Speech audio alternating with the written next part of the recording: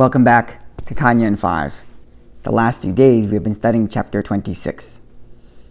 Chapter 26 begins a new section of Tanya. The Alter Rebbe deals with the question of joy versus sadness. First, he gives us tips and advice on how to deal with things that might cause us to be sad. And then later he'll give us tips and advice on how to engender and ignite some joy in our hearts.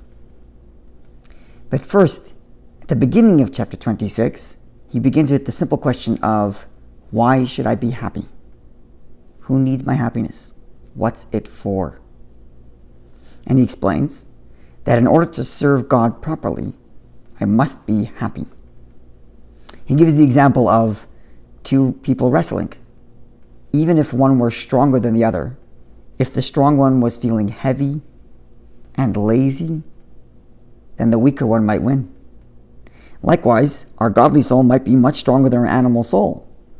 But if our godly soul isn't feeling light on its feet, if he's not feeling happy, if he's feeling down, sad, then the animal soul will win. And therefore, I must be happy. It's an obligation I have to be joyous, to be light, to get rid of all stress so that I can truly overcome my animal soul. Then chapter 26 goes on to discuss how to deal with two things that might cause one to be sad. The first is stress that comes from the world, how my life is going, my parnasa, my livelihood, health, family issues, things in life that cause a person stress and anxiety. Says the Alter Rebbe, we must remember that whatever our lot, whatever our portion, it's granted to us by God. And if God does something to us, it cannot be bad. It must be good. If God does it, it is good. Period. The only question is, to what degree do we experience that goodness? But in truth, everything God does is, by definition, good.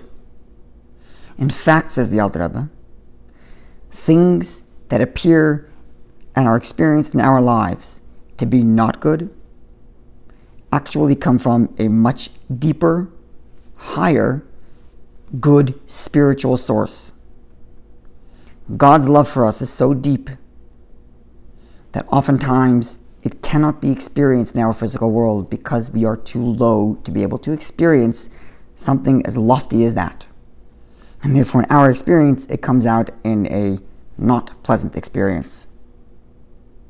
In truth, we do ask God that all of His goodness be expressed in such a way that we can experience that goodness, toiv hanira v'hanigla, the revealed and obvious good, the good that we are aware of. We don't need to look past the surface.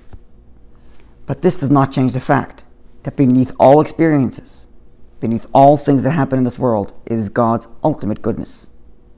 Remembering that may not take away all the pain we are going through, but it certainly will take away the stress and worry about that pain, because we know it comes from God and ultimately it is good. The second reason for stress that the Alter Rebbe addresses at the end of chapter 26 is one who is feeling anxious over his lack of spiritual status. He feels like he's not living up to what he could in terms of how well he is serving God. Maybe he can get better.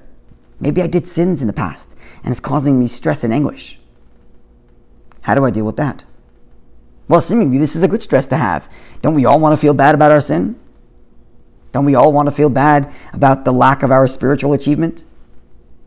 Says the Alter Rebbe, yes, but there's a time and place for it. Oftentimes, the evil inclination sticks that idea of how bad we are in our heads to make us give up and make us degenerate even into worse behavior. And therefore the response is, yes, you're right, I've done terrible things, but now is not time to think about it. This is all a conversation in your head, responding to the animal soul, giving you these, reminding you how terrible you are. You tell the animal soul, yes, you're right, I've done terrible things, but now is not the time to do it, to think about it.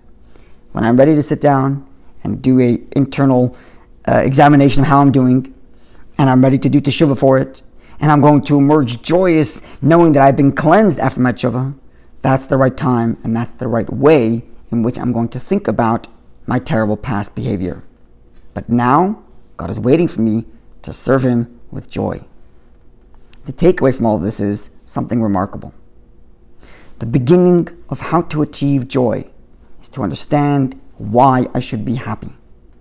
If the reason I'm being happy is because it makes me feel better, then it's never going to be enough. There's always going to be something else that can make me happier. But if the reason I'm looking for joy is because God is waiting for me to serve Him, and in order to serve Him, I need to be joyous.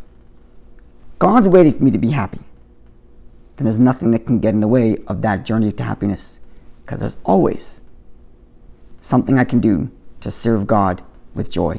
Looking forward to seeing you when we conclude chapter 27.